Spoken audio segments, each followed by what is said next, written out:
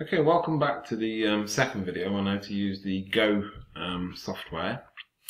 And last time we discovered that while we can write algorithms in this space here, they can rapidly get very, very complicated. And so we're going to show how we can cope with that complication. And we're going to use something called decomposition, which you've just looked at the video of. And decomposition is something you all use already. But computer programmers use it so that they don't think about everything all at once, and they break big problems down into small chunks. We used to call it, they break elephant-sized problems down into little tiny chunks that you can eat one at a time. So we're going to do that today.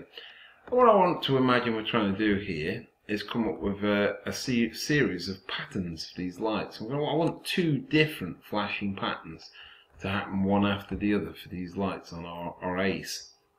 So the first thing I'm going to do, just like last time, is rename the first flowchart main, and then main this time is actually going to call pattern 1. We'll call it pattern 1. Now this, I have to say it's a procedure. I'm going to call it pattern 1. Now we haven't said what pattern 1 is yet, but it's going to be some kind of pattern of flashing the lights that I'll decide on later. Don't worry about it for now. And then we're going to call another process after that we're going to call this pattern 2. So this is also a procedure that we haven't said what it is at this stage, but this is pattern 2.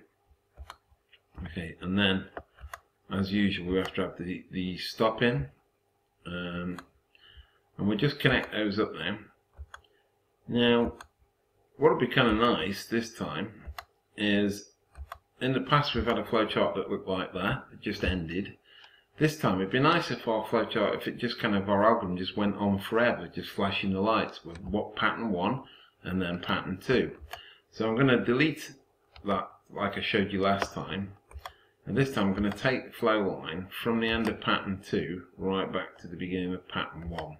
Okay, so we've got a little loop going on there, a little repetition to keep displaying pattern 1, pattern 2, pattern 1, pattern 2. Okay, so let's start to kind of put more meat on our ideas now in terms of what are these things. We're decomposing this into separate problems. So what is pattern 1? So let's go down. And what we need to do is we create a new flowchart. It's red like the last one, but notice this time when I change it to procedure and I call it pattern 1, it changes to blue.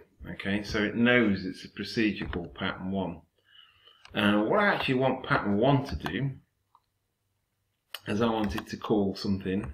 I want it to actually call another procedure that I haven't decided yet, called flash the reds, because I've just decided, spur of the moment, it'd be kind of really nice if both red lights flashed at the same time. Okay, so that's what pattern 1 does. So I'm going to leave pattern 1 as simple as that for now. I mean, we can make these things much more complicated when you have a go, but I'm just demonstrating.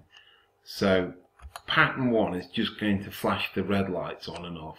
Okay, how does that happen? Well, we've got to work that out now. We've got to decompose this problem. We go for another procedure. This procedure is going to be called flash reds. Now I use the underscore there to separate words. You can use whatever you want. Okay, so flash reds, this time we're getting to actually doing things now, physical things with the outputs over here on the ACE. I want flash reds to switch the outputs of red 1 on and red 2 on at the same time. Okay, so both of those are going to happen at the same time. I then want it to wait for a second, so leave them on for 1 second, and if we're flashing them, we really need to then turn them off again. So we need to switch the outputs. This time red 2 is off and red 1 is off, and I think I'll put another a wait in there. Now most of the time when you come to do this, I anticipate lots of you will actually forget this wait. and you'll start debugging and realize that you need it. So think of off as being as important as being on, and you want to make sure you're going to be off for 1 second. I'm going to stop this procedure. Now, just got to connect those boxes up. So I'm going to use the flow line. So this is flash reds. Now, obviously I could write a flash yellows and a flash greens or whatever. Oops, that was a mistake. So what I need to do is go to selection, just like I showed you last time, click that line and delete that. Okay. We're connecting that box to that box, that box to that box. If I scroll down, finally, onto that one. Okay, so that's that one. So let's just recap what we got so far. So we've got a main program that says call pattern 1 and then call pattern 2, and then it loops and it says call pattern 1 again, call pattern 2 again, and it's basically like a forever loop in Scratch. It's just going to go keep going round, round, round. We've actually defined what pattern 1 is. We've said, well, pattern 1 is a very simple procedure that just calls flash reds. And we thought about flash, because that might go on to say flash yellows, flash blues as well. And we said, well, flash reds is a procedure that just turns the reds on and off. Right, that's really good. Now, I'll save us all a bit of time. And so one thing I noticed that's a bug at the moment in my logic is I haven't really said what pattern 2 is. Don't care about pattern 2. I want it to be blank for now. So I'm going to make this procedure, I'm going to call it pattern 2. But I'm not actually going to make it do anything right now, because I'm just demonstrating the principles to you so that you can go on to do them with much more detail yourself. So my pattern 2 procedure does nothing. Now when you run this, it's really interesting. So we'll actually run our program now. And if you look at the ACE, first of all, the ACE is working as we'd expect. I've got no bugs at the moment. It seems to be flashing the reds on and off, which is amazing. Because normally when you write a piece of code, it doesn't work first time and you have to debug it yourself. But we can't really see what's going on at the moment. And I'll show you 2 ways of actually getting a better view of what's going on. First of all, if you go up to debug and you click on follow flowchart, you'll notice it's now going into it's showing you which flowchart has actually been, we call it executed, which means run at a time. So there's flash reds. The other ones go very, very quick.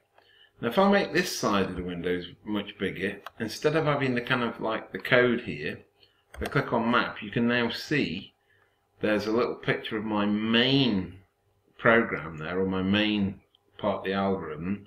There's my procedure, which I think was pattern 1. There's my procedure flash reds, and there's the procedure pattern 2. And so you get a much better view of what's actually happening with the code as it runs.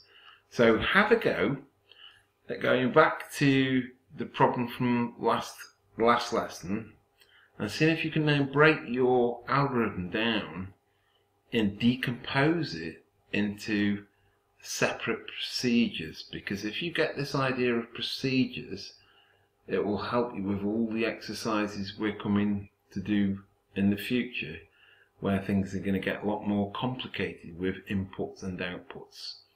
So see if you can understand procedures from what you've just seen.